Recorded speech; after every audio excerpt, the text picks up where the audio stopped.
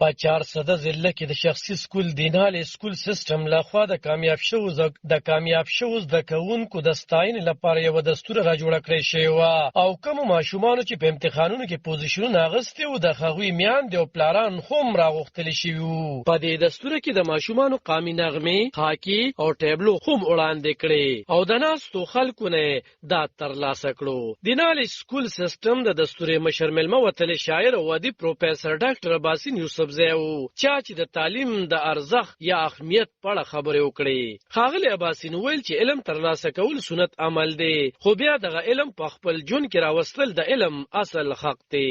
دا ماشومان چې دي د دوی د کردار تعمیر د ټولو نه وړاندې شي، دوی به ډاکټران هم شي، دوی به انجینران هم شي، دوی به پروفیسوران هم شي، دوی به وکیلان هم شي او ججان هم شي، خو د دوی پیژندګلوي اصل دا د انسانیت چې د دوی اخلاق او د دوی کردار ښه نو ټول خلک په دغې په وجه د دوی قدر د دوی عزت دی. او چې کله خدای پاک د پیغمبر صلی الله علیه وسلم تعریف کوي چې بېشکه چې ستا اخلاق د ټولو نه اوچت دي، تاسو د دې نه اندازه نه کوئ چې اخلاق څنګه جوړېږي. پیغمبر صلی الله علیه وسلم بیا وایي د ځانګو نه تر نهده علم حاصلوئ. بیا په بل ځای کې فرمایي چې علم حاصلول په هر مسلمان نارینه او زنانه باندې فرض. طلب العلم فریضة علی کل مسلم و مسلمه.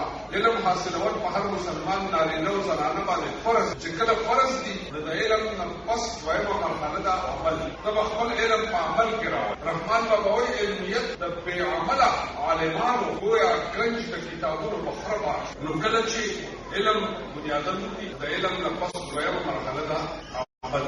او چې کله ته خپل علم په عمل کې راولې نو بیا هله دا د علم حق ادا نو دا خلک چې دي دا دینال سکول والا چې دي دوی زمونږ محسنان د موږ ته انټرنیشنل سټینډرډ کوڅې ته راوستلی دی. کوڅې ته دینال سکول سیستم د پرمختللي هیوادونو په رنګ د تعلیم سره دیني زده کړې هم ورښایي او د میټرک په بورډ کې څو وارې پوزیشنونه هم اخیستي دي. په دغه موقع دغه سکول ایم ډي جاوید خان د ټولو راغلو مېلمنو شکریه ادا کړه. علب خان شیرپو دلبر نیوز 400